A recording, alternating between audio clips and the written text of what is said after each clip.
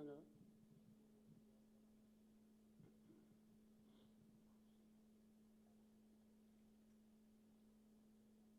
ఈరోజు TRS party parliamentary party మీరు నాకు తర్వాత కలవాలి after this. Parliamentary party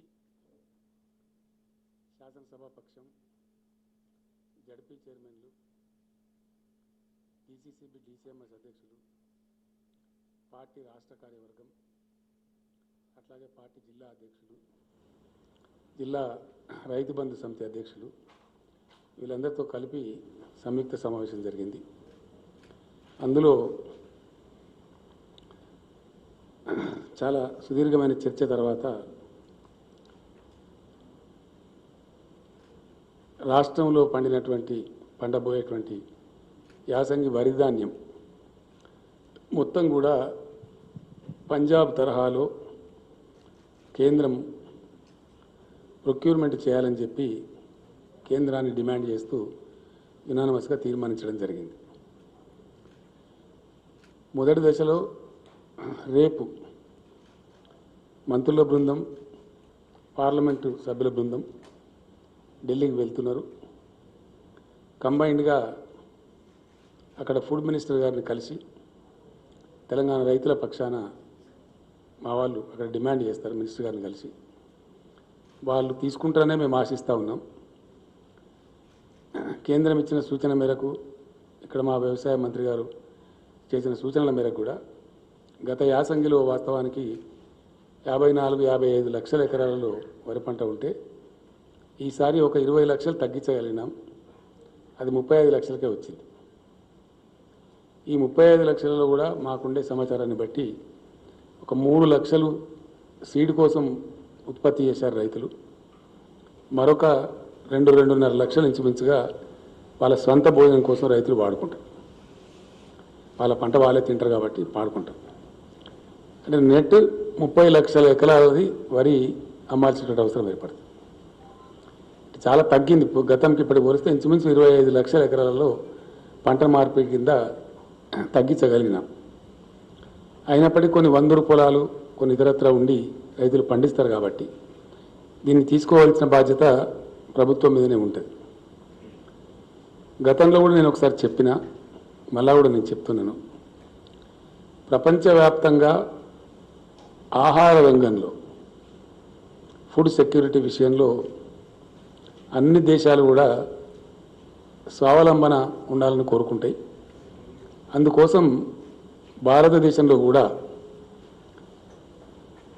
food sector చాలా ఇంపార్టెంట్ సెక్టార్ కాబట్టి ప్రపంచంలోనే పెద్ద జనాభా ఉన్న దేశాలలో భారత్ 2వ స్థానంలో ఉంది. కాబట్టి ఏదైనా ప్రకృతి వైపరీత్యాలు సంభవించి అకాలం లేదా అతివృష్టి వచ్చి ఇబ్బందులు ఏర్పడితే దేశంలో ఆహార కొరత రాకూడదు. ఆ దృష్టితో తెచ్చిందే గతంలో ఫుడ్ సెక్యూరిటీ యాక్ట్. ఈ ఫుడ్ సెక్యూరిటీ యాక్ట్ ద్వారా ఆ బాధ్యతను భారత రాజ్యాంగం కేంద్ర ప్రభుత్వం మీద పెట్టింది.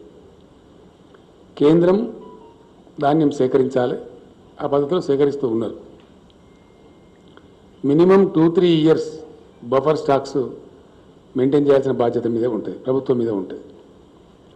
ఇందులో కొన్ని సందర్భాలలో ఒకవేళ ఎక్కువ పంట కొద్ది మొత్తంలో వస్తే అది తీసుకొని ప్రాసెస్ చేసి అందులో ఏమైనా ఒక 5,000 కోట్లు 10,000 కోట్లు 20,000 కోట్లు నష్టం వస్తే కేంద్రం భరించాలి. ఎందుకంటే ఆ బాధ్యత కేంద్రం మీద ఉంది కాబట్టి ఆ ప్రాసెస్ చేసేటువంటి పద్ధతి కేంద్రం భరించాలి. ఆ బాధ్యత నుంచి కేంద్రం తప్పించుకోకూడదు. దానికోసం మేము కేంద్రాన్ని చాలా స్పష్టంగా డిమాండ్ చేస్తూ ఉన్నాం. అనేక విషయాలలో ఇప్పుడు ఉన్నటువంటి బీజేపీ ప్రభుత్వం Ek Bharat Shreshtha Bharat, 1 nation 1 ration, 1 nation 1 policy అంటారు వాళ్ళు. మరి అట్లనే 1 నేషన్ 1 ప్రొక్యూర్మెంట్ ఉండాలి. ఆహార ధాన్యాల సేకరణ విషయంలో దేశమంతటికి కూడా ఒకే పాలసీ ఉండాలి అని మేము కేంద్రాన్ని డిమాండ్ చేస్తూ ఉన్నాం. అందులో పంజాబ్కు ఒక నీతి, గుజరాత్కు ఒక నీతి, తెలంగాణకు ఒక నీతి, ఇంకో రాష్ట్రానికి ఇంకో నీతి అనేది ఉండకూడదు. There has to be a uniform food grains procurement policy. That is what we are demanding from the state of Telangana. రెండవ విషయం ఏంటంటే ఇది రైతుల యొక్క జీవన మరణ సమస్య. రైతులు పంటలు పండిస్తారు, వాళ్ళకి అంతవరకు తెలుస్తుంది ఉండే అవకాశాలను బట్టి. కాబట్టి ఆ పంట తీసుకునే విషయంలో కాలికి పెడితే మెడకు, మెడకు పెడితే కాలికి, దానికి ఏదో మెరమెచ్చి కాలు చెప్పి తప్పించుకోవడం కరెక్ట్ కాదు. పాలసీ అనేది ఒక రకంగా ఉండాలి. పంజాబ్లో కూడా గతంలో చాలా ఉద్యమాలు జరిగినాయి.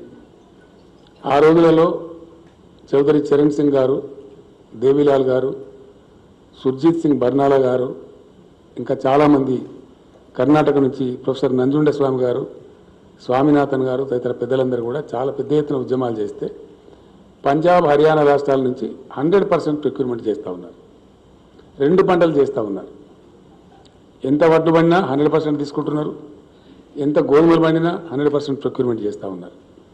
మేము డిమాండ్ చేస్తున్నది ఏంటంటే, మేము కొత్త రాష్ట్రంకి వచ్చిన తర్వాత చాలా కష్టపడి కేంద్రం యొక్క సహాయం లేకపోయినా మేము ఇరిగేషన్ ప్రాజెక్టులు కట్టుకొని, నీళ్లు తెచ్చుకొని, భూగర్భ జలాలు పెంచుకొని, 24 గంటలు ఉచిత కరెంట్ ఇచ్చి, సెస్ లేకుండా వాటర్ ఇచ్చి మంచి ఉత్పత్తులు సాధిస్తూ ఉన్నాం. తద్వారా రైతుల ముఖాలలో వెలుగు నిండుతూ ఉంది. ఆత్మహత్యలు తగ్గిపోయినాయి, వలసలు తగ్గిపోయినాయి, తెలంగాణ ప్రశాంతంగా ఉంది. ఈ ప్రశాంతతను ఇట్లా కంటిన్యూ చేయడానికి, రైతుల యొక్క ఆర్థిక పరిస్థితి మెరుగుపరచడానికి ఈ ధాన్యం సేకరణ విషయంలో, తెలంగాణ విషయంలో గతంలో కూడా కేంద్రం లేనిపోని ఇబ్బందులు పెట్టింది. ఆ రకంగా కాకుండా దయచేసి ఎటువంటి ఇబ్బందులు లేకుండా మొత్తం ఇప్పుడు యాసంగి పంటలో వచ్చే వరి ధాన్యాన్ని కొనుగోలు చేయాలని చెప్పి కేంద్రాన్ని మేము డిమాండ్ చేస్తూ ఉన్నాం. అది ఇక్కడ ఇంకోటి ఏంటంటే, కాలుకు పెడితే మెడకు, మెడకు పెడితే కాలుకు అన్నట్టు కొన్ని మాటలు వాళ్ళు మాట్లాడుతూ ఉన్నారు. అది సమంజసం కాదు. ఈరోజు కూడా ఇంతకుముందే ఢిల్లీలో ఏదో వచ్చినట్టుగా వార్త మాకు వచ్చింది. అది ఎంతవరకు నిజమో మాకు తెలియదు. మేము స్ట్రేట్ అవే ఒకటే డిమాండ్, ఎంఎస్పి నిర్ణయించేది బియ్యానికి కాదు, ధాన్యానికి. మినిమం సపోర్ట్ ప్రైస్ అనేది వడ్లు కొనడానికి నిర్ణయిస్తుంది ప్రభుత్వం. ఎంఎస్పి ప్రకారమే పంజాబ్లో మొత్తం మీరు ప్రొక్యూర్ చేస్తున్నారు, దాని తర్వాత మిల్లింగ్ చేసుకుంటున్నారు. అదే పద్ధతిలో మా వడ్లు కూడా మొత్తం ఎంఎస్పి ద్వారా కొనండి. ఇక దాన్ని రైజ్ చేసుకుంటారా, బాయిల్ రైజ్ చేసుకుంటారా, భాగవతం ఆడించుకుంటారా, అది మీ బాధ్యత. మీకు ఎట్లా పడి ఉంటే అట్లా చేసుకోండి, మీకు ఏ అనుకూలమైతే అది చేసుకోండి. కానీ మీరు బాయిల్ రైస్ చేయాలి. మేము ఎందుకు ఇస్తామండి బాయిల్ రైస్? నాకు అర్థం కాదు. అది మాకేం సంబంధం? You take paddy and pay the MSP. That's all. It's very simple. As you are doing it in Punjab. Nothing plus, nothing minus. Punjab ఎడల ఏ నీతి అయితే అవలంబిస్తున్నారో అదే నీతి మా ఎడల అవలంబించమని కోరుతున్నాం మేము. దాన్ని బాయిల్ చేసి తీసుకుంటారా, మీరు ఇంకోటి చేసుకుంటారా, మీరు చేయించుకోండి. మాకు సంబంధం ఏంది అసలు? మేము ఎందుకు చేయించాలి? What will be our consent? మా దగ్గర ధాన్యం తీసుకోండి ఎంఎస్పీకి, as you are taking in Punjab.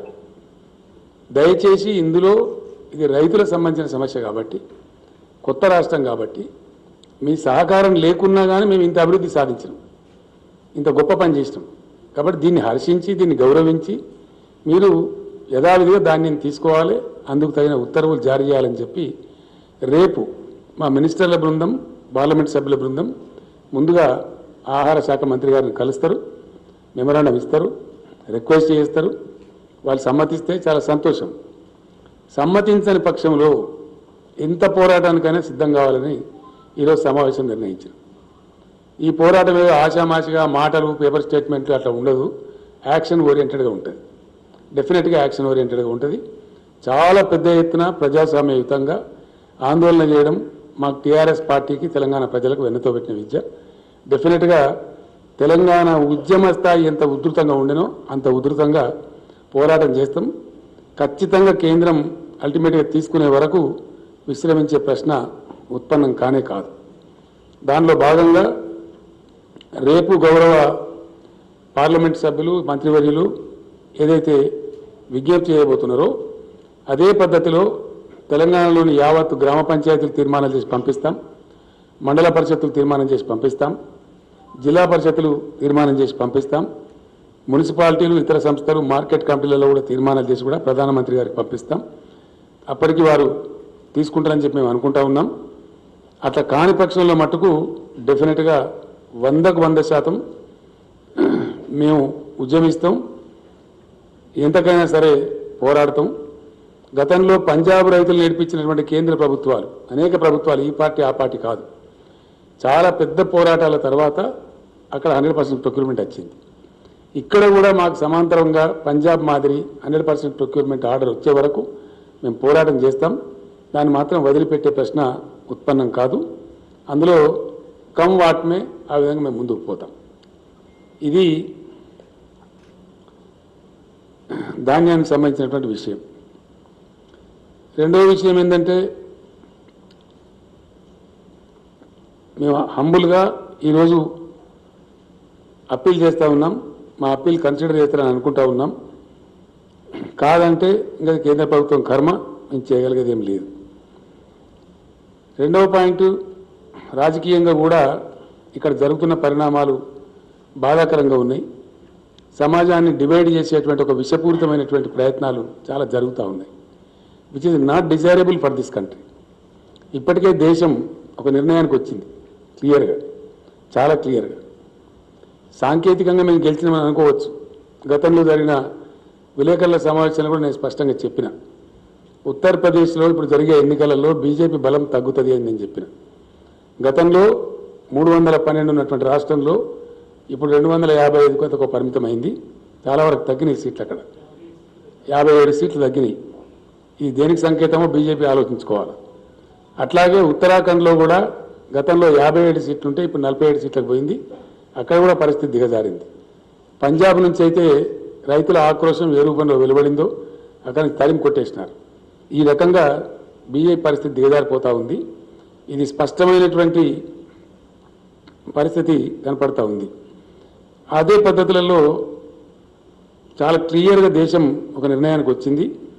ఎందుకంటే 8 సంవత్సరాలు గడిచిపోయింది భారతీయ జనతా పార్టీ ప్రభుత్వం వచ్చి. ఏదైనా మంచి పని చేయాలంటే, దేశానికి ఏదైనా కొత్తగా ఏర్పాటు చేయాలంటే, నవీన పద్ధతిలో అద్భుతమైన ఆవిష్కరణలు జరగాలంటే 8 సంవత్సరాలు చాలా ఎక్కువ సమయం, ఆల్మోస్ట్ 80% టైం 2 టర్మ్స్లో. ఇంకా అయిపోయింది, వీళ్ళు ఏమి చెయ్యరనేది తెలిపోయింది. వీళ్ళు ఎందుకంటే ఒక్కటి కొత్త ప్రాజెక్టు కట్టలేదు దేశంలో, ఒక కొత్త ఫ్యాక్టరీ పెట్టలే. It's a hard fact. Now country is coming to a decision that this batch should go. ఈ దేశం బాగుపడాలంటే, కొత్తదనం రావాలంటే, దేశం అభివృద్ధి పదంలో ముందుకు పోవాలంటే ఈ ప్రభుత్వం పోవాలని ఒక నిర్ణయానికి వచ్చింది. ఆ రకంగా దేశంలో ఫలితాలు కూడా కనపడతా ఉన్నాయి. ఎందుకంటే వీళ్ళు చేసింది ఏమి లేదని తెలిసిపోయింది. నేను మొన్న అసెంబ్లీలో కూడా చెప్పడం జరిగింది, యూపీఏ గవర్నమెంట్ బాగలేదని తీసేసి బీజేపీ పార్టీకి అధికారం ఇస్తే అంతకన్నా అధ్వానమైన పరిస్థితులు ఇప్పుడు దాపరించినాయి. ఆ రోజు ఉన్నదానికంటే పరిస్థితులు అన్ని రంగాలలో దిగజారిపోయినాయి. ఒకటి రంగం, 2 రంగాలు కాదు. జీడిపి 8% గ్రోత్ ఉన్నటువంటిది ఆ రోజు యూపీఏలో ఇప్పుడు 9%కో 10%కో పోవాల్సింది 6% పడిపోయింది. అన్ఎంప్లాయ్మెంట్ రేటు అప్పుడు 5.2, 4.7 ఆ ప్రాంతంలో ఉంటే ఇప్పుడు 7.4కి పోయింది. డిసెంబర్ 2020కి అది 9.3కి పోయిందని చెప్పి రిపోర్ట్స్ చెప్తా ఉన్నాయి, కేంద్రం లెక్కలు చెప్తా ఉన్నాయి. అంటే నిరుద్యోగిత రేటు బాగా పెరిగిపోయింది. అట్లనే ఈ ప్రభుత్వం కూడా తన పనితనం చూపెట్టింది. ఎందుకంటే 2-3 విషయాలు మనకు స్పష్టంగా కనపడతాయి. మాకు ఇంతే వస్తుంది, మాకు ఇంతగానే ఎక్కువ రాదని వాళ్ళు బయట పెట్టుకున్నారు. ఈ 8 సంవత్సరాల పరిపాలనా కాలంలో ఇప్పుడు మేము చేయగలిగేది, మా ప్రతిభ గింతే, మా వ్యుత్పత్తి గింతే, మా సామర్థ్యం గింతే అనేది వాళ్ళు చెప్పుకున్నారు దేశానికి. వాళ్ళ ఆచరణ ద్వారానే బయటపడ్డది. ఎందుకంటే 8 సంవత్సరాలలో కొత్త ప్రాజెక్టు కడితే మనకు తెలుస్తుంది, మనందరికి కూడా కొత్త ఫ్యాక్టరీ పెట్టినా మనందరికి తెలుస్తుంది. ఎక్కడ లేదు, అది లేకపోగా ఉన్నాయని కూడా అమ్మేసే పరిస్థితి కూడా మనం చూస్తూ ఉన్నాం. ప్రభుత్వ రంగ సంస్థలన్నీ కూడా చాలా చౌకగా, కారు చౌకగా తమ దాబదారులకు కట్టబడుతున్నటువంటి మాట వస్తూ ఉంది. రెండోది ఏమైపోయింది, పాపులర్లీ ప్రజలకు 2 విషయాలు వచ్చినాయి కొత్త నినాదాలు. అయితే డిమానిటైజేషన్, లేకపోతే మానిటైజేషన్. అయితే డిమానిటైజేషన్ చేయాలా, లేకపోతే మానిటైజేషన్. గ్రామ పంచాయతీలు కూడా కుదవబెట్టుకోను అని చెప్పిన వీళ్ళు. మీ గ్రామాలు అభివృద్ధి చేసుకోవాలంటే గ్రామ పంచాయతీలు కూడా మానిటైజేషన్ చేసుకోండి, పంచాయతీరాజ్ అసెట్స్, ఊర్లలో ఉన్న ఆస్తులు కూడా మానిటైజ్ చేసుకోమన్నారు. ఆ విధంగా పోతా ఉంది. ఇంకో బాధాకరమైన అంశం ఏంటంటే, దేశంలో ఏం జరుగుతుంది అనేది పరిశీలించినప్పుడు ఇది మేధావులు ముఖ్యంగా యువత ఆలోచించాల్సిన అవసరం ఉంది. నిన్న ఈరోజు చూస్తూ ఉన్నాం. ఇప్పుడు ఫేమస్ ఒక కథ సోషల్ మీడియా ద్వారా నాటబడుతున్న విష ప్రచారం, అవాంఛనీయమైనటువంటి అనారోగ్యమైనటువంటి ఏ రకంగా కూడా ఆహ్వానించతగనటువంటి ఒక దుష్పరిణామాలు వస్తూ ఉన్నాయి. కాశ్మీర్ ఫైల్స్ ఇప్పుడు ఒక నినాదం. ఏదైనా ప్రోగ్రెసివ్ గవర్నమెంట్ ఉంటే irrigation files, industrial files, economic files, files ఉంటే ఈ కాశ్మీర్ ఫైల్స్ ఏంటండి నాకు అర్థం కాదు. ఇదో దిక్కుమాలిన వ్యవహారం. ఎవరికి కావాలని ఈ కాశ్మీర్ ఫైల్స్? దాంతో వచ్చేది సచ్చేది. ఢిల్లీలో ఆ కాశ్మీర్ పండిట్లో చెప్తున్నారు, మాకు జరిగినటువంటి దీన్ని ఓట్ల రూపంలో సొమ్ము చేసుకున్న ఒక దుర్మార్గమైన ప్రక్రియ ఈ ప్రచారం. మాకు అసలు ఏం ఒక పైసా పనిచేయలేదు, మాకేం రిలీఫ్ రాలేదు, ఎటువంటి లాభం లేదు అని వాళ్ళు మొత్తుకుంటూ ఉన్నారు. ఇప్పుడు నా దగ్గర ఉన్నాయి, సోషల్ మీడియాలో తిరుగుతూ ఉన్నాయి అవన్నీ. సో ఈ రకమైనటువంటి దేశ విభజన, ప్రజల విభజన చేసి ఒక రకమైనటువంటి విద్వేషాన్ని రెచ్చగొట్టి ప్రయత్నాలు ఏవైతే జరుగుతున్నాయో అది కరెక్ట్ కాదు. తెలంగాణ సమాజానికి అసలు జీర్ణం కాదు. ఎందుకంటే మేము తెలంగాణ ఉద్యమం చేసినాం, చాలా ఉధృతంగా చేసినాం, దశాబ్దాల తరబడి చేసిన తెలంగాణ. మనం రెండవ దశ మలి దశలో చేసినప్పుడు 14-15 సంవత్సరాలు పోరాటం చేసినాం. మేము ఏం పిలిపించినామండి? సకల జనుల సమ్మె అన్నాం. కానీ హిందువుల సమ్మె, సిక్కుల సమ్మె, ముస్లింల సమ్మె, క్రైస్తవుల సమ్మె పెట్టినామండి. ఇంక్లూజివ్ ఒక అజిటేషన్ చేసిన, ఒక గ్రోత్ సాధించిన, ఒక ప్రగతి సాధించిన, it should be inclusive, it should be of the entire nation. ప్రభుత్వం గట్ల మాట్లాడాలి. కానీ దౌర్భాగ్యం ఏంటంటే బీజేపీ పాలిత రాష్ట్రాలలో, అనేక రాష్ట్రాలలో సెలవులు ఇచ్చి ప్రభుత్వ ఉద్యోగస్తులను కాశ్మీర్ ఫైల్ సినిమా చూడమని చెప్తున్నారు. ఎటు పోతుందండి దేశం? ఏం దిక్కుమాలిన ప్రచారం ఇది? ఇదేం విభజన రాజకీయం? దీని పర్యవసానం ఏంది? ఎక్కడ తీసుకెళ్తారు ఈ దేశాన్ని? అనేక దశాబ్దాల తరబడి అనేక ప్రభుత్వాలు కొనసాగించినటువంటి కృషి వల్ల ఒక వాతావరణం నిర్మాణం అయితే ఇలా భారతదేశంలో ఐటీ రంగంలో అది అంతర్జాతీయ స్థాయి విపిని. ఐటీ రంగం అనేది ఇండియా నుంచి దాదాపు 5 లక్షల కోట్ల పైచలకు సాఫ్ట్వేర్ ఎక్స్పోర్ట్ అవుతా ఉంది.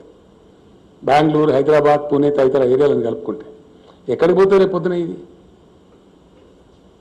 ఈ విభజన రాజకీయాలు పెట్టి, విద్వేషాలు పెట్టి సమాజాన్ని విచ్చలవిడి ప్రయత్నాలు చేస్తే ఏం జరుగుతుంది? రేపు పొద్దున వాతావరణ కాలుష్యం ఏర్పడితే ఎవరు దానికి బాధ్యతలతో వహిస్తారు రేపు పొద్దున? కాబట్టి డెఫినెట్లీ 100%. ఇంకోటి, ప్రభుత్వ అసమర్థత అనేక రూపాలలో బహుముఖీనంగా బయటపడ్డది. కరోనా వస్తే దాన్ని ట్యాకిల్ చేయడంలో చాలా ఘోరంగా విఫలమైంది కేంద్ర ప్రభుత్వం, చాలా ఘోరంగా. స్వాతంత్రానంతరం దేశ జనాభా కోట్లాది ప్రజలు పుట్ట చేత పట్టుకుని అన్నమా రామచంద్రాన్ని కూలి చేసుకునే ప్రజలను, కోట్ల మందిని నేషనల్ హైవేస్ మీద చిన్న చిన్న పిల్లా పాపలను సంకలేసుకొని 1000 కిలోమీటర్లు నడిపించిన ఘనత ఈ పార్టీ ప్రభుత్వానికి. So it was the biggest trauma faced by the polity of the nation. It's very tragic. చాలా దౌర్భాగ్యం, దిక్కుదోచినటువంటి దాన్ని ఏదో మసిబూసి మారేడుగా చేసి దానికి ఏదో స్టోరీలు చెప్తారు. కనీసం రైళ్ళన్న వేయండి, ఎక్కడో అక్కడ వెళ్ళిపోతారంటే వాళ్ళ టికెట్ కూడా మీరు పెట్టుకోమని రాష్ట్ర ప్రభుత్వానికి తోసింది తప్ప వేయలే. బాధ్యత ఉన్నట్టు కనిపించదు ఎక్కడ కూడా. ఇటువంటి చర్యలు అద్భుతమైనటువంటి మనందరం కూడా గంగాజలం అని ఎంతో ప్రేమతోని ఎంతో పవిత్రంగా భావించే గంగానదిలో కూడా వందల వేల శవాలు తేలేటట్టు చేసినటువంటి ప్రభుత్వం ఈ ప్రభుత్వం. It's a fact. దీన్ని దాసలేరు. ఎన్ని ప్రయత్నాలు చేసినా, ఎన్ని మెరమెచ్చకాలు చెప్పినా, ఎన్ని ఉల్టా పాటలు మాట్లాడినా ఇవి దాసలేరు కదా. ఇవన్నీ వాస్తవాలు. ఇట్లా ఎంతవరకు వచ్చింది ఇది? నిన్నగాక మొన్న ఉక్రెయిన్ పరిణామాలు, రష్యా ఉక్రెయిన్ యుద్ధం. ఒక 20,000 మంది పిల్లలుంటే వాళ్ళని తేలే. ఎంబసీని షిఫ్ట్ చేసినారు నెల ముందు, కానీ పిల్లల్ని షిఫ్ట్ చేయలే, అలర్ట్ చేయలే. తద్వారా సంభవించినటువంటి ఘోరం, బాధ, చాలా పెద్ద మానసిక వ్యధ ఆ విద్యార్థుల తల్లిదండ్రులు అనుభవించారు. మొన్న మేము చెప్పినాం అసెంబ్లీలో, వాళ్ళ చదువులు పోవద్దు, మేము ముందుకు వస్తాం. మా తర్వాత బెంగాల్ గవర్నమెంట్ కూడా ప్రకటించింది. కానీ కేంద్రం నుంచి ఉలుకు లేదు, పలుకు లేదు. ఇది రెస్పాన్స్ కేంద్ర ప్రభుత్వం. అంటే ఇట్లా ఏ రకంగా చూసినా మాకు ఎంతసేపు కాశ్మీర్ ఫైల్స్, విద్వేషాలు ప్రవేశపెట్టడం, సమాజాన్ని విడదీయడం మాకు ఇంతే శాతం అవుతుందని చెప్పగా చెప్తున్నారు. మాకు ఇక అభివృద్ధి లేదు, ప్రగతి లేదు, ప్రాజెక్టు లేదు, ఏమి లేదు, జీడిపి పెంచేది లేదు, దేశం యొక్క ఆర్థిక అభివృద్ధి లేదు, జస్ట్ నథింగ్. అన్ని ఇండెక్స్లలో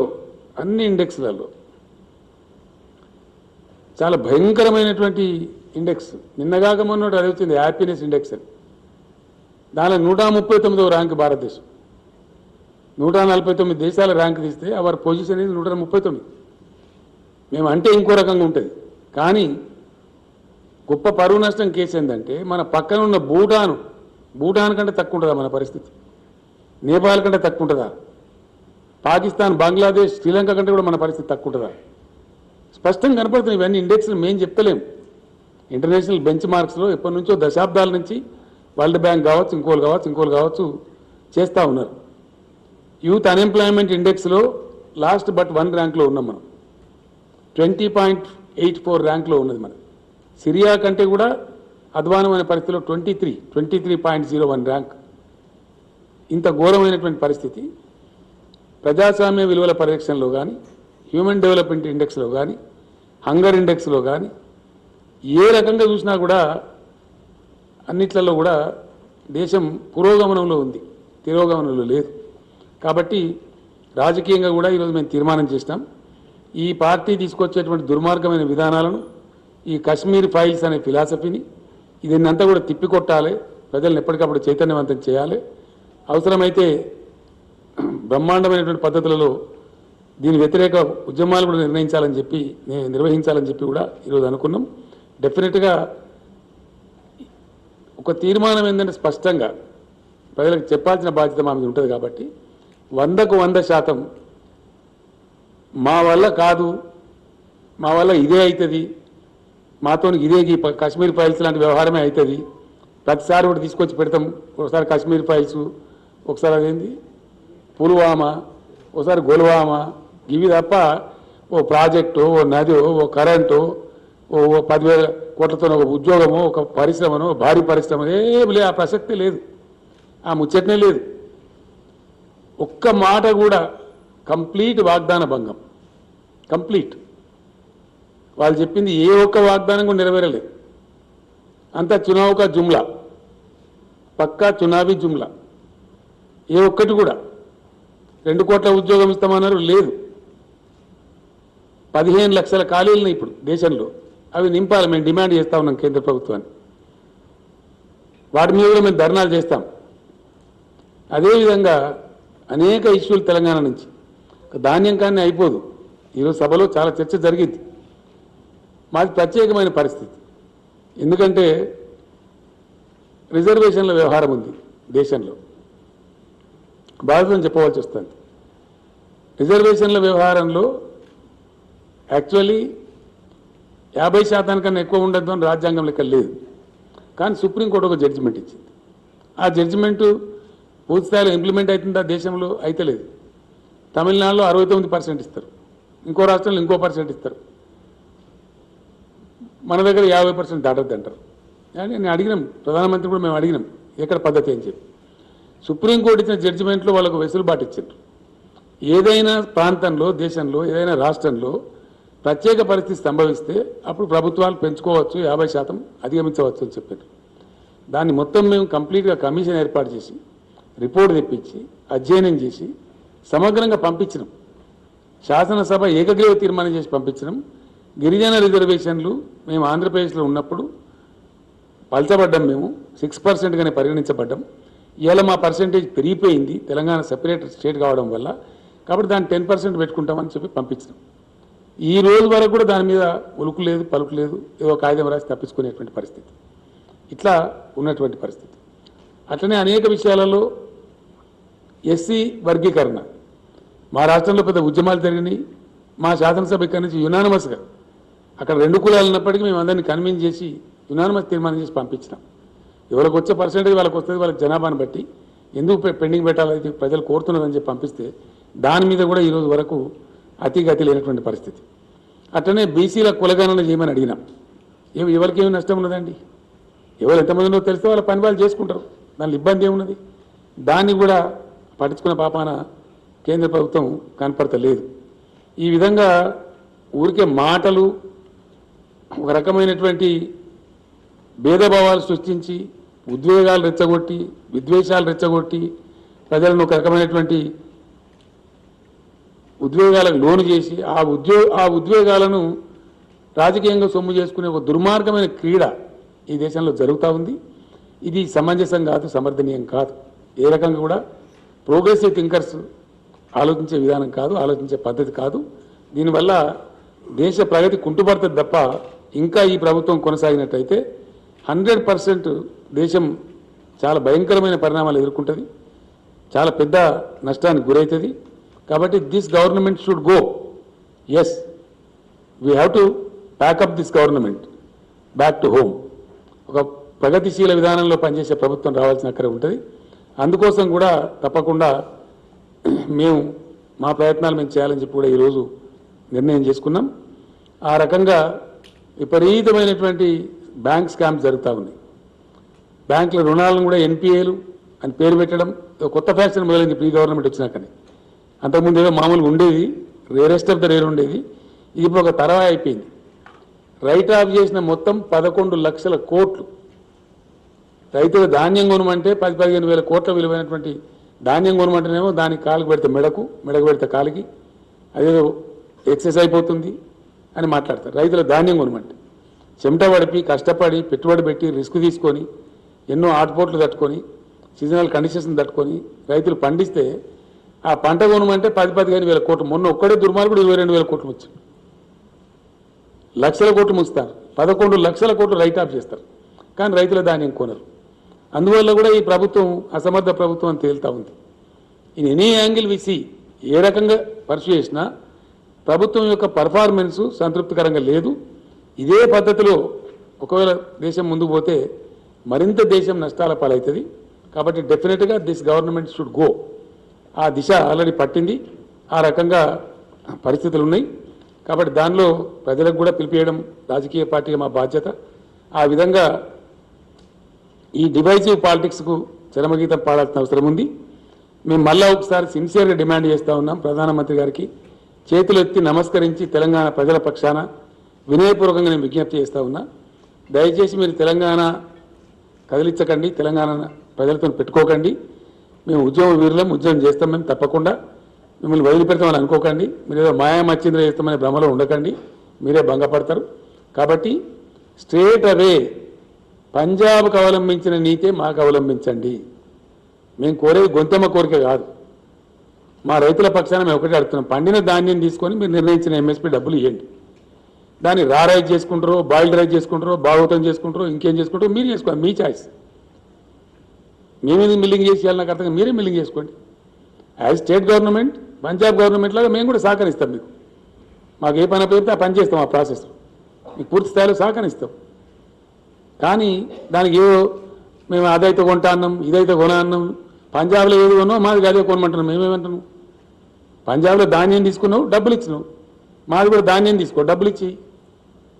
సెకండ్ మీకు ఎంఎస్పీ నిర్ణయించింది బియ్యానికి కాదు కదా, ధాన్యానికి కదా. ఎంఎస్పీకే తీసుకొని మాకు డబ్బులు ఇచ్చేయండి అంతే. మీ తర్వాత ఏం చేసుకుంటారు ప్రాసెస్ మీదది. అయినా వన్స్ అగైన్ ఐఎమ్ రీట్రేటింగ్, దయచేసి నేను చాలా క్లారిటీతో చెప్తా ఉన్నా ఈ మాట. దేశ ఆహార భద్రత విషయంలో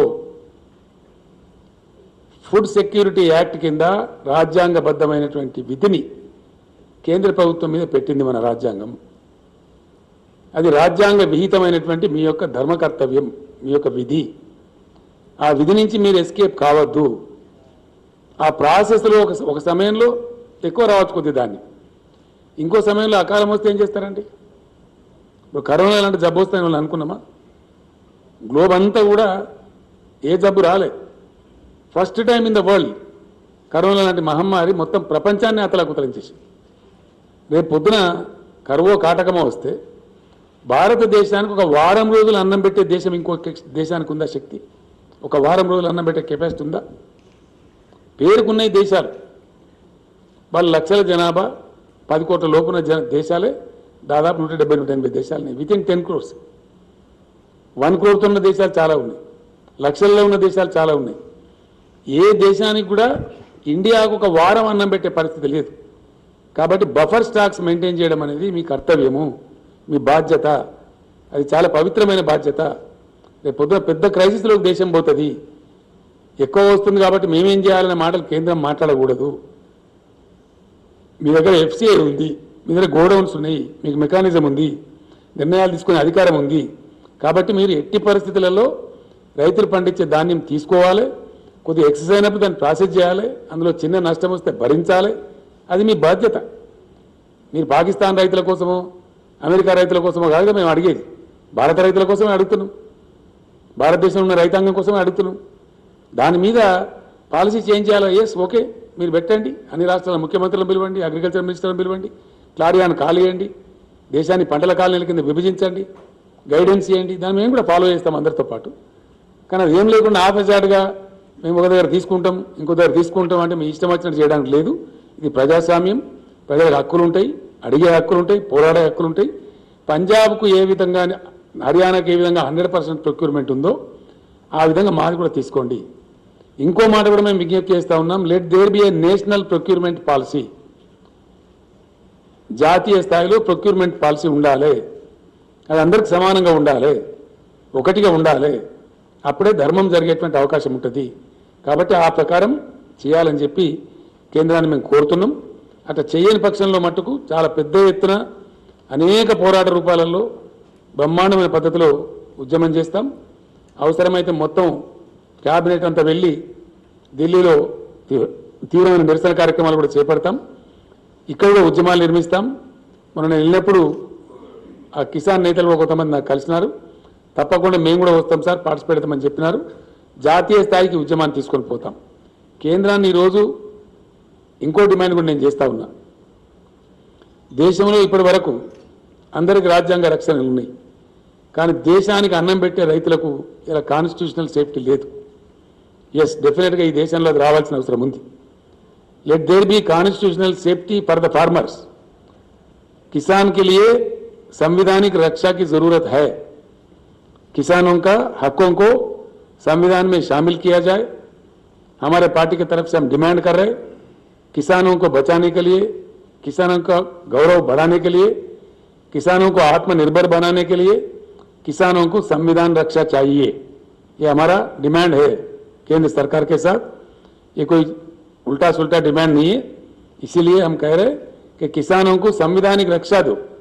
एमएसपी के लिए हो, प्रोक्योरमेंट के लिए हो, पैदावारी के लिए हो, किसी भी चीज के लिए हो, let there be a constitutional coverage, constitutional safety to the farmers. I appeal to the Honorable Prime Minister. I appeal to the Food Minister. If you are farmer loving government, now prove your integrity. Come forward. Take the farmers into the constitutional net. Constitutional protection ఇవ్వండి. ఆ రకంగా రాజ్యాంగ సవరణ చేయండి. మీకు చిత్తశుద్ధి ఉంటే ఇదే పార్లమెంట్లో పెట్టండి కాన్స్టిట్యూషనల్ అమెండ్మెంట్కు. మా పార్టీ సపోర్ట్ చేస్తాం, దేశమంతా కూడా సపోర్ట్ చేస్తారు, హర్షిస్తారు. ఆ రకంగా చేయాలని కూడా మేము కోరుతా ఉన్నాం. Thank you. అది ఏ పర్సెంట్ మాకు సంబంధం లేదు. ధాన్యం తీసుకో, నీకు ఎట్లా మంచిదే అట్లా చేసుకో, మాకెందుకు ఆ బాధ. మాకు నేను ఏమంటున్నా అంటే ఒకటే మా సింపుల్ ముచ్చట, పంజాబ్లో వడ్లు కొన్నావు, మావి కూడా వడ్లు కొని డబ్బులు ఇక అంతే. ఆ బియ్యం కథ దయ్యం కథ మాకెందుకండి, మాకెందుకండి? Why do I bother for that? As you have done in Punjab, do it in Telangana, that's all.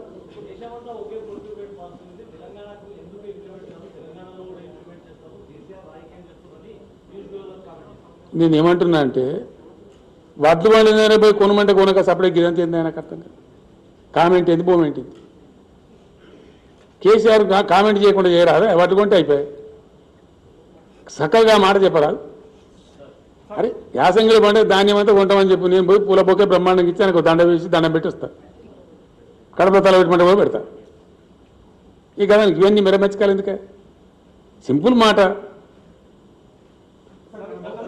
దేశంలో ప్రొక్యూర్మెంట్ ఉంది, సంతోషం. అట్లే మాది కొనమని మేము అంటున్నాం. ఏమంటున్నాం మేము? మాకేం సంబంధం అదంతా?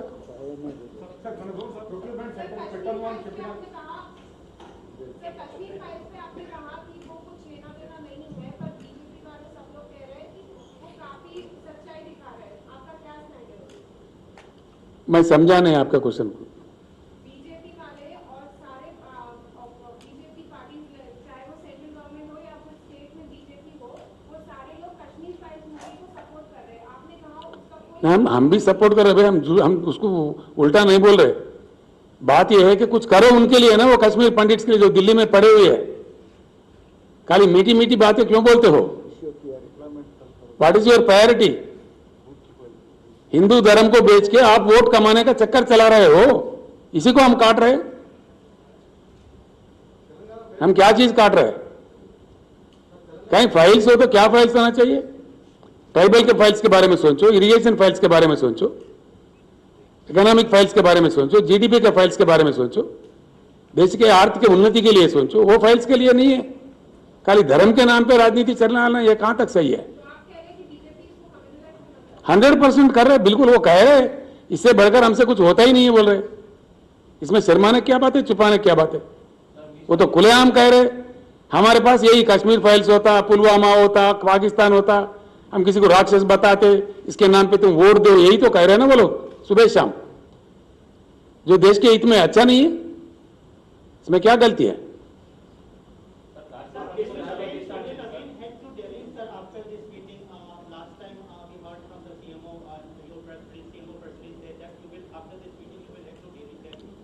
First of all, our minister's delegation, along with the agriculture minister and civil supplies minister, along with our honorable members, will go and meet Mr. Piyush Goyal. Ask him. We'll see his reaction. Thereby, if need be, I will myself go to Delhi. You will seek time from the Prime Minister office. We will see. I can't say it now. We will go according to the developments. One more question, sir. In recent press conference, including this, you always talked about team politics, inclusive politics, and developmental-based politics. But when we see in states, there are several delegations on your party MLAs and ministers, and we see that corruption is becoming mainstream here in the state. No, not at all. Who says? There are, You tell me the detail. If you cannot make a general comment like that. sir, detail being You cannot generalize, you know. If there any specific issue is there, please bring it to my notice. We'll take action. BJP పోవాలంటున్నారు కేంద్రంలో, అంటే జాతీయ party మరొక జాతీయ party రెండు రాష్ట్రాలకే పరిమితమైంది. మరి ప్రాంతీయ పార్టీలతో బీజేపీ పోయేటట్టు ఆ దిశగా మీ విలేకరులతో నాదో ప్రార్థన అండి. నేను మొన్న రాంచీలో కూడా చెప్పిన. రాంచీలో కూడా ఒక విలేకరు నన్ను అడిగిండు. నేను అక్కడికి వెళ్ళి మాట్లాడిన తర్వాత విలేకరుల సమావేశం ఇట్లా జరుగుతుంటే అడిగిండు. నేను ఏం చెప్తున్నా అంటే 100కు 100%. If you are interested, you please read yesterday's Deccan Chronicle అని పేరేందన్న పవన్ వర్మ అని ఒక ఆయన ఒక ఆర్టికల్ రాసిండు. It is definitely sure that there is a void in national politics. There is a vacuum, easily understandable word is vacuum at the national level. There is no doubt about it. దాని సందేహం ఏం లేదు, దానికి సిగ్గుపడేది ఏం లేదు. ఆ void ఏ విధంగా భర్తీ కావాలా అనేది ఒక ప్రయత్నం. బీజేపీ వ్యతిరేక ఫ్రంటా ఇది అని నన్ను రాంచీల విలేకరు అడిగి నేను కోపం చేసిన ఆయన మీద. ఇది బీజేపీ వ్యతిరేక ఫ్రంటా, ఎల్ఏ వ్యతిరేక ఫ్రంటా, మలే వ్యతిరేక ఫ్రంటా కాదు. సారీ, భారత ప్రజల అనుకూల ఫ్రంట్, భారత ప్రజల మేలు కోరేటువంటి రాజకీయ ప్రక్రియ, రాజకీయ వ్యవస్థ రావాలని మేము కోరుతున్నాం. అది ఏ రూపంలో వస్తుంది అనేది మీరు వేచి చూడాలి. కొద్దిగా మీరు కొద్దిగా అర్జెంటుగా ఆయనతో రాసి ఆయనతో భంగపడకుండా డెఫినెట్లీ వస్తుంది. I'm telling, as KCR I'm telling, with all the tallest experience I have, with 50 years of my political experience, I am telling, some very good alternative to all this will come. You will see it. Yes. అరే ఆగా గంట ఆగమెందుకు అవుతుంది? నేను చెప్పేది చెప్తున్నా, నువ్వు అరిచి పెడుతున్నావు ఎందుకు? అంత తొందర ఎందుకు పడుతుంది? అద్భుతమైనటువంటి పద్ధతిలో కొత్త జాతీయ పార్టీ రావచ్చు కదా, రాకూడదా? ఏమన్నా టేకదారులు ఉన్నారా? There is a scope. So what comes let us see. ఇప్పుడు ఏం please hear me. Now the process has begun. What is happening in India? There were hopes about the UPA government. They failed in delivering. Thereby the people got upset and replaced UPA by BJP, hoping that Mr. Modi will deliver. Mr. Modi has utterly failed. and it is clear by now that we cannot deliver more than this. They made it. It's very clear before the nation. People may not tell, but I am telling. I am dare enough to say. Because it is a fact. Fact always remains a fact. Fact can never be undermined. మేము ఇంతకన్నా ఇంకా మీకు delivery చేయలేము అని ఇప్పుడున్న ప్రభుత్వం తేటతెల్లంగా చెప్పింది మనకు. లాస్ట్ మీటింగ్లో నేను చెప్పిన, కొందరు గ్రహించవచ్చు, కొందరు గ్రహించకపోవచ్చు. 8 బడ్జెట్లు ప్రవేశపెట్టబడ్డాయి. ఏం జరగలేదు ఈ దేశంలో. ఏం జరిగిందంటే జరిగితే మనకు తెలియదా? మనం రామా, ప్రజలలో లేమా మనం? ఓ కరెంట్ రంగమా, నీటిపారుదల రంగమా, ఏ రంగంలో జరిగిందండి? ఆర్థిక అభివృద్ధి జరిగిందా? ఏ రంగం అభివృద్ధి జరిగిందండి? అన్ని కిందికి పోతున్నాయి, నివేదికలు చెప్తున్నాయి. ప్రజాస్వామ్య విలువలు ముఖ్యమైపోతున్నాయి, శాంతి భద్రతలు తగ్గిపోతున్నాయి, ఆకలి చావులు పెరుగుతున్నాయి, నిరుద్యోగం పెరుగుతుంది, 15 లక్షల ఖాళీలున్నాయి గవర్నమెంట్లో, అది భర్తీ చేస్తలేదు. ఇవన్నీ ఫ్యాక్ట్స్ కదా. మేము డెలివరీ చేయగలేదు గింతే అని ప్రభుత్వం చెప్పింది. కాబట్టి మార్పు రావాల్సిన అవసరం ఉంది. దీనిలో ఏమి అరమరికలు ఇవ్వండి. It's very clear and it's democracy. అది మాట్లాడుతున్న తప్ప అన్నట్టు అట్లా మాట్లాడకూడదు అన్నట్టు మాట్లాడితే ఎట్లా? తప్పకుండా ఈ దేశంలో పరివర్తన రావాల్సిన అవసరం ఉంది, భారీ పరివర్తన రావాల్సిన అవసరం ఉంది, స్ట్రక్చరల్ చేంజెస్ రావాల్సిన అవసరం ఉంది.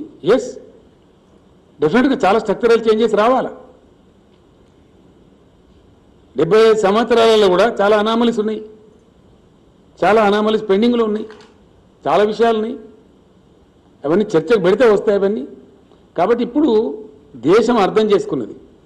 UPA has miserably failed, it was replaced by BJP and BJP has more miserably failed. UPA కన్నా అధ్వానంగా ఫెయిల్ అయిపోయింది. ఫెయిల్ కావడమే కాకుండా వీళ్ళు విద్వేష రాజకీయాలు తెస్తున్నారు. యూపీఐలో అది లేకుండా అట్లీస్ట్ వీళ్ళు ఒక ద్వేషం, విద్వేషం రోజు పొద్దున్న లేస్తే అది ఎన్నిక వస్తుందంటే ఒక కథ, ఒక ఉద్వేగ పరిస్థితి క్రియేట్ చేయాలి, దాన్ని ఎన్కాష్మెంట్ చేసుకోవాలి. ఏం ఉపన్యాసాలు వింటున్నామండి ఈ దేశంలో? ఏం ఎన్నికల మాట్లాడే ఉపన్యాసాలేనా? ఒక చెన్నారెడ్డి గారు మసీదు పక్కన నిలబడి పంచిండని చెప్పి చేసి మాట్లాడిందని చెప్పి 6 ఏళ్ళు బార్ చేసింది, ఆయన డిబార్ చేశారు, ఆయన సభ్యత్వం తీసేశారు మన రాష్ట్రంలో. ఈరోజు నిన్నగాక మన జరిగిన ఉత్తరప్రదేశ్లో ఏందండి, ఏమేం జరిగింది? మాకు ఓటు అయిపోతే నేను ఫలానా మతం అని పేరు పెడతాం, ఈ భాష ఉపన్యాసాలు చెప్తున్నారు. ఇది వాంఛనీయమా ఈ దేశంలో? ఈ పద్ధతేనా? ఫ్రీ విల్ ఉందా కంట్రీలో? ఉంటుందా? ఇదే పద్ధతి కొనసాగచ్చునా? It's not correct, not at all correct. చాలా దుర్మార్గపూరితమైనటువంటి ప్రచారాలు జరుగుతున్నాయి. అది ఎంతవరకు మంచిదండి? దేశాన్ని ఎక్కడ తీసుకుపోతుంది? ఎవరు మేలు కోరుతుంది నాకు అర్థం కాదు. ఎవరు మంచి జరుగుతుంది? మీ విలేకరులు మాత్రం వాంఛిస్తుందా ఈ పరిస్థితిలో ఉండాలని? హైదరాబాద్ ప్రశాంతంగా ఉండన్నా, విద్వేషాలు రావన్నా? హైదరాబాద్లో పిల్లలకు ఉద్యోగ అవకాశాలు పెరగన్నా, ఉన్న ఉద్యోగాలు ఊడిపోవన్నా? హైదరాబాద్ పెట్టుబడులు వచ్చేది బంద్ కావన్నా, పెట్టుబడులు పడతా పెరగన్నా? Come on decide. That is what we are demanding. China నుంచి అనేక పరిశ్రమలు పోతున్నాయి, ఎందుకు వస్తలేవండి భారతదేశం? ఎందుకు ఆకర్షించలేకపోతున్నాం? What is the reason? లక్షల కోట్ల పెట్టుబడులు తరలిపోతా ఉన్నాయి చైనా నుంచి. Why India not able to attract? Who will answer this? ఇట్లా 1,000,000 ఉన్నాయి. నేనేమంటున్నా అంటే విలేకరు సోదరులతో ఒకటే మాట, డెఫినెట్లీ నేను మీకు చెప్పిన చాలా స్పష్టంగా ఇప్పుడు కూడా చెప్తున్నా, మాకు నీతి నిజాయితీ ఉందండి, ధైర్యం ఉంది, ఏం చెప్పినా స్పష్టంగా చెప్తాం, అరమరికలు ఉండయి, అట్లాంటి అవసరం లేదు. 100కు 100% నేను కీలక భూమిక పోషిస్తా అని చెప్పిన. జాతీయ రాజకీయాలలో బహుముఖీన పరివర్తన, స్ట్రక్చరల్ చేంజెస్తో కూడినటువంటి, మీరు రాసుకోవచ్చు, బేసిక్ స్ట్రక్చరల్ చేంజెస్తో కూడినటువంటి పరివర్తన రావాల్సిన आवश्यकता ఉంది. मैं हिंदी में भी बोलूंगा हमारे हिंदी मित्रों के लिए कि इस देश में भारी परिवर्तन आने की बहुत ही जरूरत है, इसलिए कि यूपीए सरकार से निराश होकर हम जिस ढंग से बीजेपी को जिताए हैं, उन्होंने बता चुका है उनका रंग, उनका डिलीवरी क्या है, उनका कैपेसिटी क्या है, ये देश के सामने आ चुका है. और दूसरा एक बुरा चीज आ रहा है, कश्मीर फाइल जैसे कोई भावुक बना के लोगों को धर्म को बेच के वोट कमाने का एक राजनीति साफ दिखने को मिल रहा है. हर चुनाव के दरमियान कुछ ना कुछ आ जाता है, कुछ एक तमाशा करते हैं, कुछ एक ड्रामा करते हैं. ये बात ठीक नहीं है. और दूसरा बात यह है कि भाजपा सरकार के 8 साल का सरकार में किस चीज में देश की उन्नति हुई है, किस चीज में, कोई एक चीज बता दे मुझे। सारे इंडेक्स देखिए, केंद्र सरकार के आंकड़े देखिए। हम ये बात छुपा के थोड़ी बोल रहे हैं, ये बात सही है कि हमारा बहुत अच्छा तरक्की हुआ, विकास हुआ तेलंगाना में। देश के विकास नहीं होने की वजह से हम भी मारे गए, तेलंगाना भी मारा गया। मैंने असेंबली में भी कह दिया ये बात कि 11.5 लाख का हमारा जीएसडीपी है, हमारे बराबर का भी अगर केंद्र का परफॉर्मेंस रहता तो हमारा जीएसडीपी 14.5 लाख करोड़ होना चाहिए था। 3 लाख करोड़ का नष्ट हुआ केंद्र के नाकामी से, केंद्र के नॉन परफॉर्मेंस से। Yes, I am telling this as a chief minister, as an authority, it's a fact. దేశం నష్టపోతా ఉంది, మేము నష్టపోయినాం. కాబట్టి మార్పు రావాలి, పరివర్తన జరగాలి, తప్పకుండా ప్రయత్నం జరగాలని కోరుతా ఉన్నాం. ఆ ప్రయత్నం ఏంది? ఆ ప్రయత్నంలో కేసీఆర్ అద్భుతమైన పాత్ర పోషిస్తాడు, అందులో ఎవరికి అనుమానమే అవసరం లేదు. కొంతమంది పాపం వాళ్ళోళ్ళు విలువలు నియాల కొన్ని ఏంటి అవి సోషల్ మీడియా యూట్యూబ్ ఛానల్ మధ్య వాళ్ళోళ్ళు విలువలు మీ మీద ఇన్కమ్ ట్యాక్స్ దాడులు చేస్తారు, ఈడీ దాడులు చేస్తారు, ఈడీ కాకపోతే బోడీ దాడులు చేస్తారు. ఎవరంటే నాకు అర్థం కాదు. ఎవరు భయపడతారా? ఈ బ్లాక్ మెయిల్ రాజకీయాలు భయపడతారా? కేసీఆర్ ఇట్లా ఈ ఈడీలకు బోడీలకు ఇన్కమ్ ట్యాక్స్లకు భయపడేదైతే మేము 15 ఏళ్ళు ఉద్యమం చేద్దామా? తెలంగాణ ఉద్యమం మేమే భయపడేది. ఈ ఈడీ దాడులని, సిబిఐ దాడులని, తోక దాడులని బెదిరిస్తే కేసీఆర్ భయపడతాడా? Is it the way? Is this a propaganda? These things do not work everywhere. Sorry, దొంగలు, లంగలు, భయంకరంగా కరప్షన్ చేసిన వాళ్ళు, స్కామ్స్టర్స్, వాళ్ళు భయపడతారు. మేమేం భయపడతామని నాకు అర్థం కాదు. No way, we care a pin. Issue కాదు కదా అది. పార్టీ అధ్యక్షుడు అంటున్నారు సార్, ఈడీ రేట్స్ కు, సిబిఐ రేట్స్ కు, ఐటీ రేట్స్ భయపడే హంగామా చేస్తున్నారు. నేను ఏమంటున్నా అంటే హంగామా చేస్తారా? సానుభూతి పొందే ప్రయత్నం హంగామా చేస్తారా? హంగామా చేస్తారా ఎవరన్నా? నిజంగా ఈడీ రేట్స్కి భయపెట్టేవాళ్ళు భయపడతారు. ఈ పిట్ట బెదిరింపులకు, ఈ ఈడీ బీడీ బెదిరింపులకు, నీ బోడీ బెదిరింపులకు ఎవరు భయపడాడు? The most welcome come.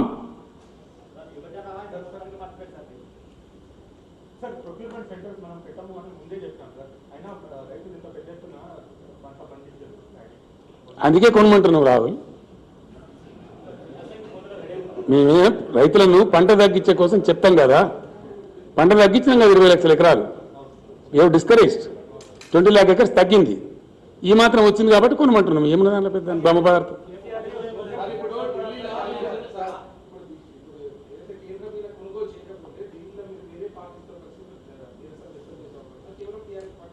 మేము ఏం చేయాలన్నప్పుడు మీకు చెప్తామండి. అన్ని చెప్పినాక అలా రాష్ట్రం ఏముంది? ఏమేం చేయాలో చేస్తాము. ఇండియా గేట్ దగ్గర కొంచెం పోస్తాం, వడ్లు కూడా పోయామా? డెఫినెట్గా పోస్తాం. Yes please.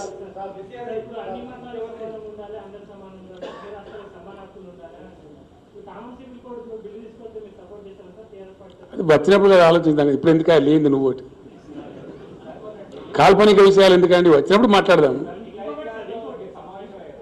ఏమండి ఇవే విషయాలు? రైతులకు రాజ్యాంగపరమైన రక్షణలు రావాలి, దానికోసం అద్భుతమైన రైతు ఉద్యమాలు నిర్మించాలని నేను వాళ్ళకి సలహా ఇచ్చిన. వాళ్ళు నాకు ధన్యవాదాలు చెప్పారు. దానికోసం రచన కూడా జరుగుతూ ఉంది. మోడీ ప్రభుత్వాన్ని నిద్రపోనీయము, రైతులకు రాజ్యాంగ రక్షణ వచ్చేటువంటి ప్రభుత్వం రావాలి దేశంలో.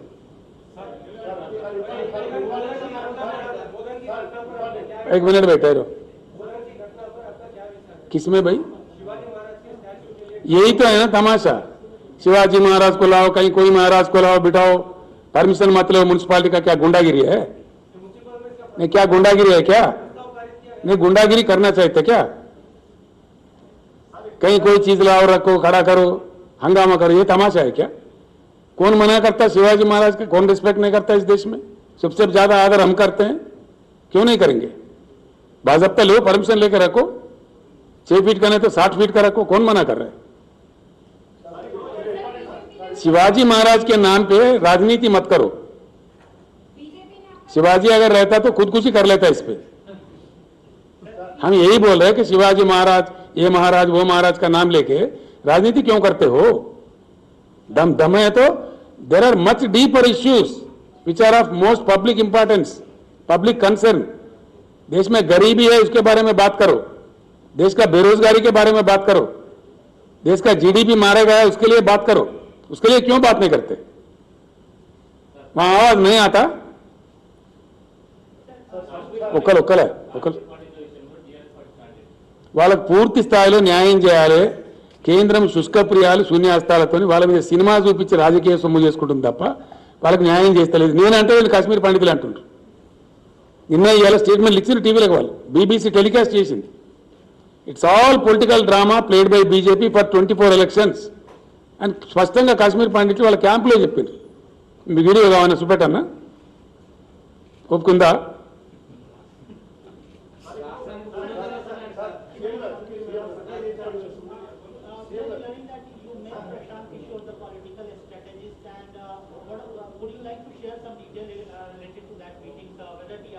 ऐसा है, हम कोई काम करते हैं ना खुल के करते हैं, चोरी छुपे नहीं करते, ठीक है? प्रशांत किशोर से मेरा पूरा चर्चा हो रहा है. पूरे देश में परिवर्तन लाने के लिए प्रशांत किशोर मेरे साथ मिलकर काम कर रहे हैं. इसमें किसको क्या अड़चन है? क्या अड़चन है भाई? क्यों रो रहे? प्रशांत किशोर को बाम जैसा देख रहे? क्या बात है? इतना डर क्यों लग रहा है प्रशांत किशोर से? यस, प्रशांत किशोर मातो కలిసి పని చేస్తున్నాడు, తప్పేందండి? చేయకూడదా? ప్రశాంత్ కిషోర్ దగ్గర ఒక ఆర్ట్ ఉంది. ఆయన డీప్గా సర్వే చేసి చెప్తాడు, పీపుల్స్ పల్స్ పట్టుకుంటాడు. ఐపాక్ అనే సంస్థ పెట్టిండు బాధ్యతగా. ఆయన ఏమైనా రహస్యమా? మళ్ళీ ఎట్లంటే నేను ఏమంటున్నా అంటే ఆయన ఏమైనా రహస్యమా? హరే రామచంద్ర, నేను చెప్పనియో కాదు, తొందర ఎందుకు కొడతా అంత ఆగమాగమాగమాగం ఎందుకు? ప్రశాంత్ కిషోర్ అతను కలిసి పనిచేసినప్పుడు దేశం గురించి పనిచేస్తాడు, తెలంగాణ గురించి పనిచేయడా? ఇదేం అమాయకత్వమే? మొత్తం కలిసి పనిచేస్తాం కదా, అంత కంబైండ్. తెలంగాణ దేశం నుంచి వేరే ఉన్నదే. ఎంటైర్ దేశం గురించి ఆలోచన చేసినప్పుడు దానిలో తెలంగాణ కూడా అంతర్భాగం ఉంటుంది కదా ఆటోమేటిక్గా. किसको? उसका अपमान कर रहे हैं आप ये भी बोल सकते हैं 3000 करोड़ दिया. प्रशांत किशोर का रेट गंवा रहे हैं आप अननेसेसरली. 300 बोलकर उनका इज्जत खराब कर रहे हैं आप. क्या बात है भाई? एक बात आपके फायदे के लिए बोल रहा हूं. It is for your benefit I am telling, for benefit of all the friends also. Prashant Kishor is my best friend for the last 7-8 years. One must know it. Done? और याद रखिए, प्रशांत किशोर अपने जिंदगी में कहीं पैसे लेके काम नहीं करता. Please take it from me. He never works. He is not a paid worker. Yes, you people don't know who is Prashant Kishor, what is his commitment for the nation. आप लोगों को जानकारी नहीं है. I am very sorry for that. इसलिए मुझे कहना पड़ रहा, मुझे पेन हो रहा है कि अच्छा आदमी को बदनाम किया जा रहा है. कहीं कौन साबित कर सकता है एक आदमी को? आओ बोलो. प्रशांत किशोर पैसे लेके किसी के लिए काम किया? किसी के पास है? कोई रिपोर्ट है? कोई बता सकता है? నేను ఏమంటున్నా అంటే ఆయన ఎప్పుడు కూడా ఎవరి డబ్బులు తీసుకోలే. మీకు for your information, Prashant Kishor బీజేపీకి పనిచేసిండు, జగన్మోహన్ రెడ్డికి పనిచేసిండు. ప్రశాంత్ కిషోర్ మొన్న మమతా బెనర్జీకి పనిచేసిండు. ఎవరు రిక్వెస్ట్ చేస్తే వాళ్ళకి పనిచేసిండు. 12 రాష్ట్రాలలో పనిచేసిండు. ఆయన నేషనల్ పాలిటిక్స్లో కూడా పనిచేసిండు.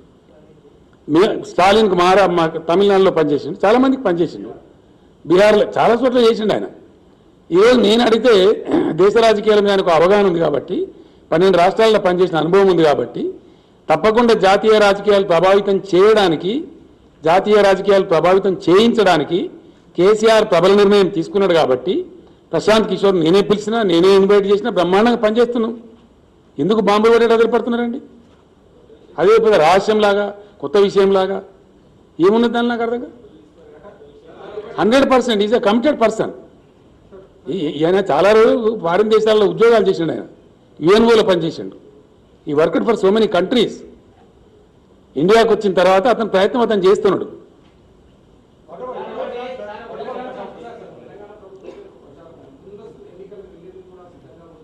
నేను ఏమంటున్నా అంటే, మేము స్పష్టంగా ఉంటాం, అస్పష్టంగా ఉండం.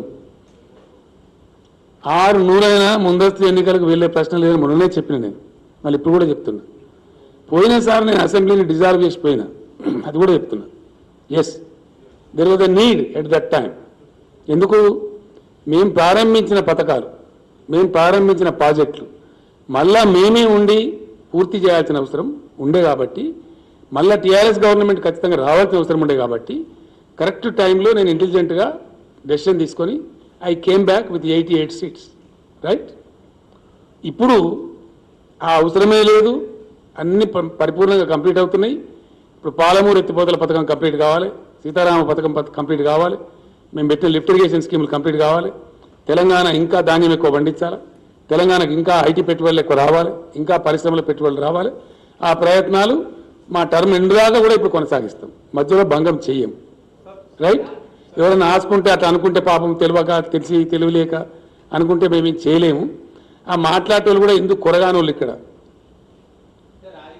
ఏ రకం కూడా ఏమి స్థాయి లేని వాళ్ళు, వాళ్ళకి ఇక్కడ పాత్ర లేదు, మను లేదు, నెత్తి లేదు, కత్తి లేదు, ఊరికే ఏదో అరుస్తూ ఉంటారు బజార్ల మీద. దాన్ని మేము పడుచుకోన్నా, ఎవడో ఏదో కలగాని చెప్పుకుంటారు. ఎల్లుండి ఎలక్షన్ అయితే తయారుగా అవుతుంది, అట్లా అవుతుందా? నాకు అర్థం కాదు.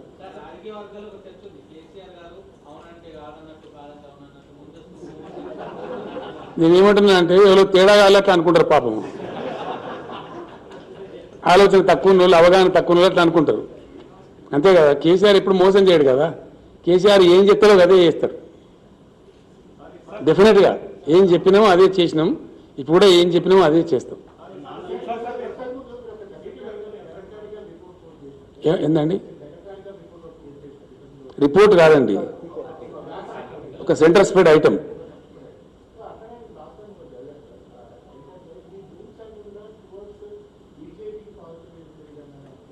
ఏంది ఇవాళ చెప్పిందా నాకు అర్థం. ఇవాళ రాసింది చెప్పు, ఇక్కడ రాసింది. ఈ డోంట్ నో అంటే నేనేం చెప్పాలి కదా, నీకే డోంట్ నో అన్నాడు ఎట్లా? నీకు డోంట్ నో అన్నాడు తావా క్వశ్చన్. చెప్పండి. నేను మళ్ళీ చెప్తున్నా మీకు, మొట్టమొదటిసారి మేము 63తో గెలిచినాం, మొన్న 88తో గెలిచినాం, రైట్? ఈసారి మేము 95 నుంచి 105 మధ్య ఉంటుంది మా సీట్ల సంఖ్య. You write it please, for God's sake. 95 to 105 మధ్య గెలుస్తాం మేము. మీకు ఒక 25 days తర్వాత ఒక రిపోర్ట్ కూడా ఇస్తాను నేను, మీరే ఆశ్చర్యపడతారు.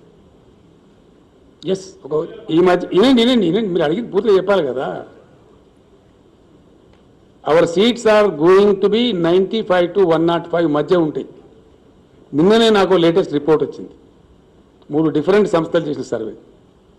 వాళ్ళు 30 సీట్లు సర్వే చేశారు, 29 మేము గెలుస్తున్నట్టు 0.3% తోని ఒక సీట్ పోతున్నట్టు వచ్చింది. జస్ట్ 0.3, 1%. అంటే ఏందని అర్థం? 30లో ఒక సీటు పోతే 120లో 4 పోతాయని అర్థం. 30కి 1 అంటే that is going to the result, take it from మీ.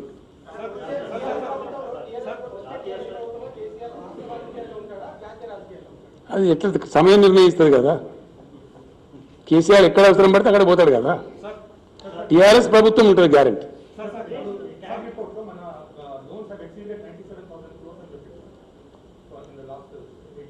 ఏ కాగా నాకు అర్థం, నీ సపరేట్ కాగేమని ఉందా?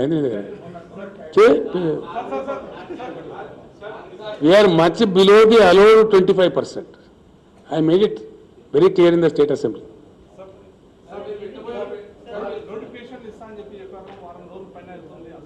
టైం పడుతుందా బాబు? గట్టిస్తారా? ఎక్కడ తట్టించి ఆయన కోర్టు కేసు పెడతారా?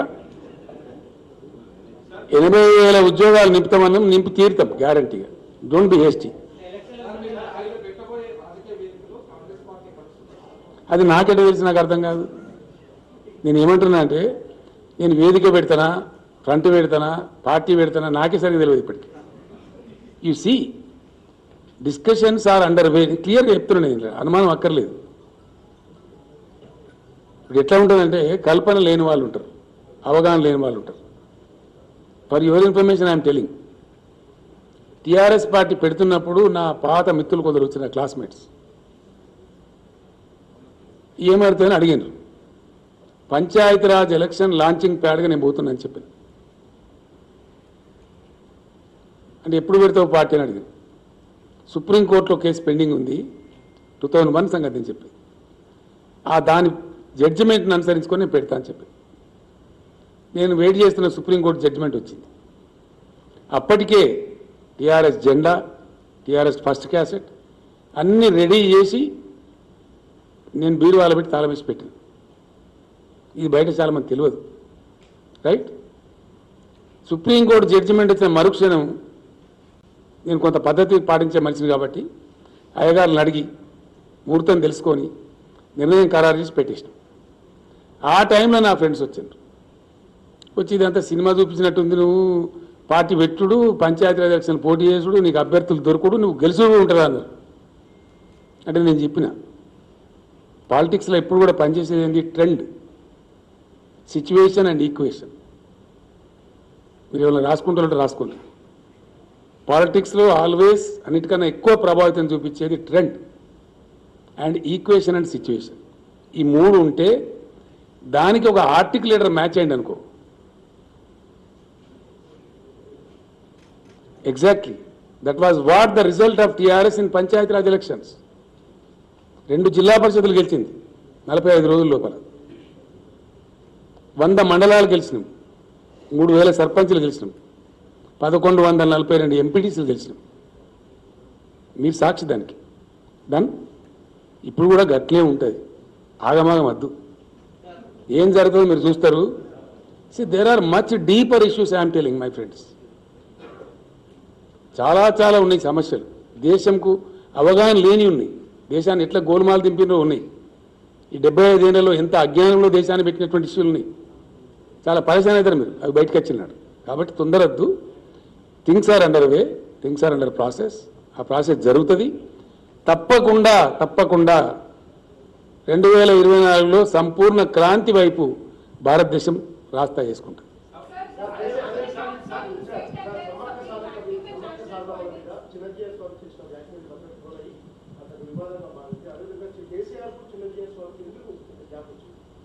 గ్యాప్ వచ్చిన నీకెవరు చెప్పిండ్రా? నీకెవరు చెప్పింది నాకు అర్థం కాదు. విచిత్రంగా లేని గ్యాప్ నువ్వెట్లా మాట్లాడుతుంది? ఊహించుకొని నువ్వు గ్యాస్ పెట్టుకొని నన్ను అడిగితే నేనేం చెప్పాలా? ఇట్స్ ఆల్ హంబగ్ అండి. Sorry, I don't answer the silly questions. నేను ఏమంటున్నా జిఆర్ సార్ అడిగాను, కొంచెం నన్ను ఎట్లా అడతావా? You don't ask me please.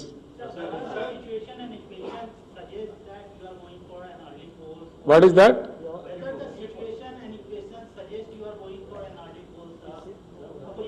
I said it very clearly, abundantly, no. That question does not arise.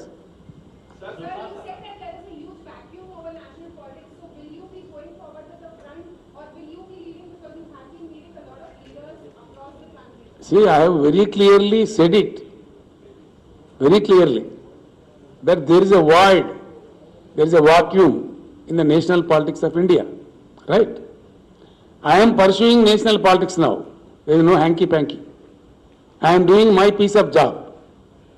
I have to meet so many other friends who are playing a major role in this country's politics. We are trying to form into an opinion. Thereby what happens, let us see. How to fill up that gap. We will certainly take a decision. It will be qualitative and ultimately it will prove quantitative also. And I assure you, from 2024, India will pursue a new path of Kranti. New path of Kranti. You will see it. Right? Once KCR said it will happen. ఎవరితోనండి? ఏం అర్థం కాదు. ఎవరితోనండి? నేను ఏమంటున్నా అంటే ఇప్పుడు అన్ని budget సెషన్లు జరుగుతున్నాయి. మనం మాట్లాడినాము, ఆల్ బడ్జెట్ సెషన్స్ సార్. కొన్ని ఏమో కంప్లీట్ అయినాయి, కొన్ని ఆఫ్ ద వే ఉన్నాయి, కొన్ని జరుగుతున్నాయి. షార్ట్ పీరియడ్లో తప్పకుండా అందరం కలుస్తాము, మాట్లాడతాము. సీఎంలో ఉండాల్సిన అవసరం లేదు. కొంతవరకు సీఎం లేని నాయకులు కూడా పెద్ద నాయకులు ఉన్నారు, వాళ్ళందరూ కూడా వస్తారు, మాట్లాడతారు తప్పకుండా. కొన్ని ఐడియాస్ ఉన్నాయి, ఒక్కొక్కరికి ఒక ఐడియా ఉంది. ఒక ఆయనకు ఒకటి పద్ధతి ఉంది, ఇంకొక ఆయనకి ఇంకో పద్ధతి, ఇంకో ఆయనకి ఇంకో పద్ధతి. అన్ని కలగలిపి what is really going to be the best for 2024. డెఫినెట్గా కదిలించాల్సింది భారత ప్రజానీకాన్ని అండి. ప్రజానీకాన్ని కదిలించి నలుగురు నాయకులను, ముగ్గురు ముఖ్యమంత్రులను కాదు. I think you are getting my point. కదిలించాల్సింది మాసెస్, కదలాల్సింది కూడా మాసెస్. అందుకోసం ఏ ప్రక్రియ అవసరమో ఆ ప్రక్రియ అవలంబిస్తాం. డన్. రిటైర్డ్. మీకు చాలా విషయాలు నేను చెప్పాల్సినవి ఇప్పుడు ఒప్పుకుందా? మేము అట్లా అల్లా తప్పగా ఏం చేసినా కూడా దేశంలో అడ్వకేట్ల సంఖ్య 20 లక్షలు ఉన్నది. వాళ్ళందరినీ కదిలిస్తాను. ఇంత పెద్ద సబ్జెక్ట్ చెప్పాను. దేశంలో 1018 యూనివర్సిటీలు ఉన్నాయి. ఆల్రెడీ వర్క్ స్టార్ట్ అయింది. వాళ్ళని కదిలిస్తాను. డన్. దేశంలో 45,000 నుంచి 65,000 వరకు గ్రాడ్యుయేషన్ కాలేజీలు, డిగ్రీ కాలేజీలు, ప్రొఫెషనల్ అన్నీ కలిపి. డన్. అటు సైడ్ పోయింది. అది కూడా జరుగుతుంది. పని వర్క్ స్టార్ట్ అయింది. అండ్ ఏం అరమరికలు ఇవ్వండి. I said I'm doing my piece of work. నేను ఒకసారి అన్నా అంటే ఊరుకుంటున్నా? తప్పకుండా పని చేస్తా కదా. రోజుకో 3-4 గంటలు దాని మీద సీరియస్ పని జరుగుతుంది. ప్రశాంత్ కిషోర్ నాతో కలిసి పని చేస్తానని చెప్పినా కదా. ఆయన పని ఆయన చేస్తూనే ఉన్నాడు. మాట్లాడుతూనే ఉన్నాం. చాలా రాష్ట్రాల నుంచి నాకు ఫోన్లు వచ్చినాయి. చాలా మాట్లాడుతున్నాం. ఎవరికి ఉండే అవగాహన వాళ్ళు చెప్తున్నారు. అవన్నీ షేర్ చేస్తున్నాం, మాట్లాడుతున్నాం. అన్నీ కలిపి మాట్లాడి ఒక వేదిక మీదకి తెచ్చి ఆ వేదిక ఏంటనేది మీ ముందుకు వస్తుంది బ్రహ్మాండంగా. దానికి ఎంత స్పాన్ అవసరం, ఎంత టైం అవసరం, ఏ టైంకి రావాలి, ఎట్లా రావాలి, పరిపూర్ణమైన పద్ధతిలో చాలా పరిపూర్ణంగా వస్తుంది. పరిపూర్ణమైన విజయాన్ని కూడా సాధిస్తుంది. దానిలో ఏం డౌట్ అవసరం లేదు.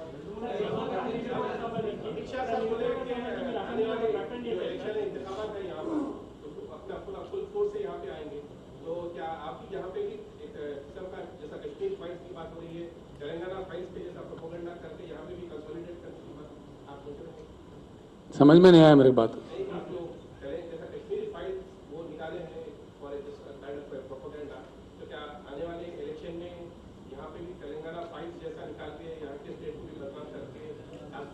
आपको समझ में नहीं आया बात, इसलिए मैं साफ कह रहा हूं ना. बात हो हिंदुस्तान में तो हमारे पानी के फाइल्स पे हो, हमारे उद्योग के फाइल्स पे हो, हमारे डेवलपमेंट के फाइल्स पे हो, हमारे बेरोजगारी के फाइल्स पे हो. वो फाइल्स हम भी हिंदुस्तान के सामने रखेंगे. ठीक है.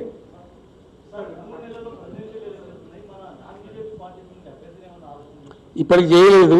అట్లాంటి ప్రస్తావన వస్తే ఆలోచిస్తాం. ఎక్కడండి? Most welcome. ఒక అరవింద్ కేజ్రీవాల్ ఎందుక ఇంకా కేంద్ర మంత్రి అని మాకేమైనా యునానిమస్ వస్తుందా? రాహుల్ మేము కూడా కొట్లాడకి వెళ్ళిపోతాం ఎలక్షన్. చాలా మంది వస్తారు ప్రయత్నించి. ఎవరి ప్రయత్నం వాళ్ళు చేస్తారు. దానికి తప్పేముందండి? నాకు అర్థం కాదు. What is wrong? డెమోక్రసీలో ఎవ్రీబడి ఈజ్ వెల్కమ్. ఎవరి ఎఫర్ట్ వాళ్ళు చేస్తారు. దానికి నథింగ్ రాంగ్. ఏందండి? మేము సత్యనే చేయమండి. పాదయాత్ర చాలా ఓల్డ్ టాక్టిక్స్ బదులు అయిపోయింది. అది ఎగ్జాస్ట్ అయింది. ఇలాగ అంతా కూడా చేసుకోండి.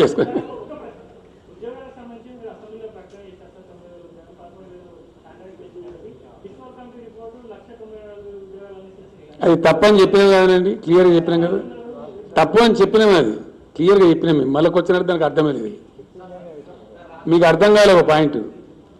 అది కూడా చెప్తాను. నేను చెప్పాల్సిన అవసరం ఉందని చెప్తున్నా. మంచి క్వశ్చన్ అడిగి మీరు థ్యాంక్స్ ఫర్ యువర్ క్వశ్చన్.